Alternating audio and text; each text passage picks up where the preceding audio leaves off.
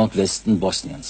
3200 Gefangene, untergebracht in 6 Kuhställen. Gestern Nacht ist Marko Joschilo aus Manjača zurückgekehrt. Hier sein Bericht. Das serbische Gefangenenlager Manjača im Nordwesten von Bosnien.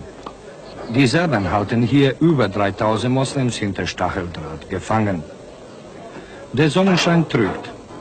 Die Temperatur sinkt nachts bis auf 10 Grad unter Null, denn das Lager liegt in 1800 Meter Höhe.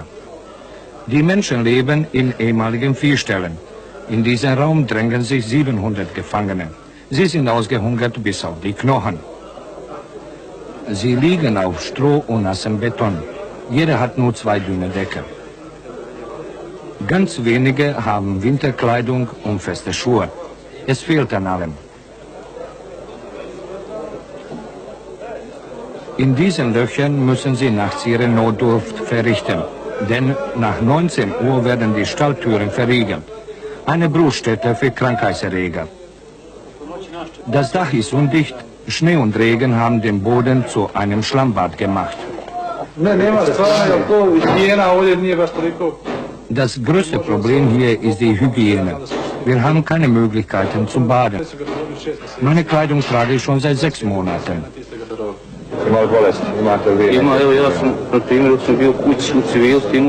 Hier ist so schmutzig, dass ich Hautkrankheiten bekommen habe. Ich konnte mich nicht regelmäßig säubern. Im Sommer konnten wir wenigstens baden. Jetzt sind viele krank, weil es kein sauberes Wasser gibt. Wir konnten in den letzten 3 Monaten überhaupt nicht mehr baden.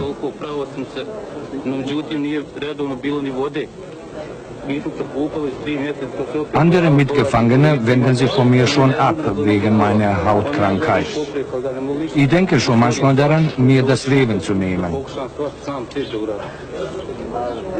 Auch draußen sind die sanitären Verhältnisse katastrophal. 2 solche Erdlöcher dienen 3000 Gefangenen tagsüber als Klo. Die offene Abflussrinne führt quer durch das Lager.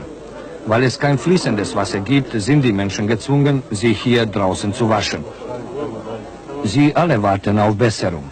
Das reiche Europa, es liegt nur wenige 100 Kilometer entfernt und ist für die Gefangenen doch wie ein anderer Kontinent, unerreichbar. Die Serben würden die gefangenen Moslems gerne abschieben, doch sie fürchten, dass der Kriegsgegner sie gleich wieder in Uniform steckt und an die Front schickt. Und Westeuropa will die Geschundenen nicht. So marschieren sie in Gleichschritt, um das Wasser zu holen. Und das ist das Trinkwasser. Es wird aus dem nahegelegenen See geschöpft. Er wurde künstlich angelegt und diente serbischen Panzern als Übungsterrain. Die Folge, das Wasser ist verölt und verschmutzt. Kein Wunder, dass es inzwischen Diphtherie und Typhus im Lager gibt. Die Wächter schlagen mit Ballspielen die Zeit tot, wenn widerspenstige Gefangene ihre Strafe stundenlang abstehen müssen. Flucht ist praktisch unmöglich, denn hinter dem Stacheldraht um das ganze Lager herum sind Minenfelder. Letzten Samstag hat es einer doch versucht. Er rannte in das Minenfeld und wurde zerfetzt. Nun schaufeln Mitgefangene ihm das Grab. Und er ist nicht der einzige Tote.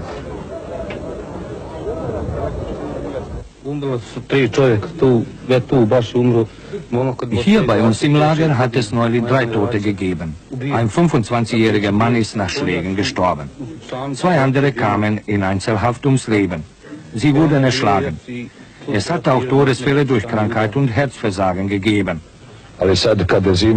Jetzt kommt der Winter. Was passiert, wenn sie weiter hier bleiben? Ich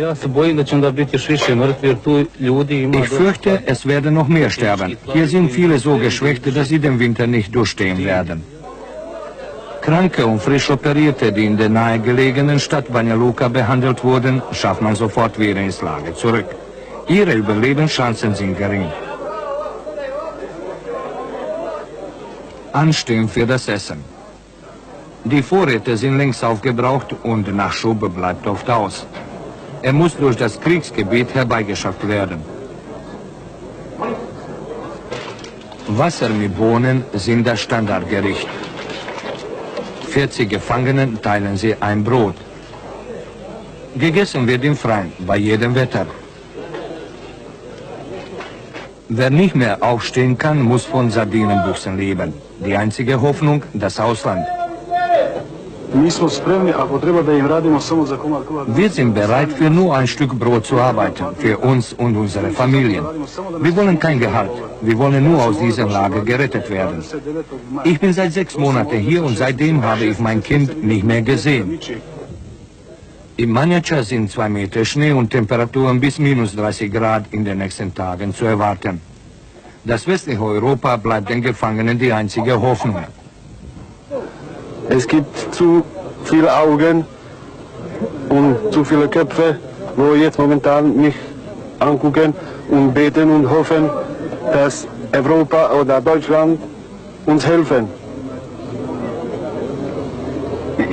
Ich weiß nicht, was ich mehr sagen soll, nur, dass sie uns helfen, sonst nichts mehr.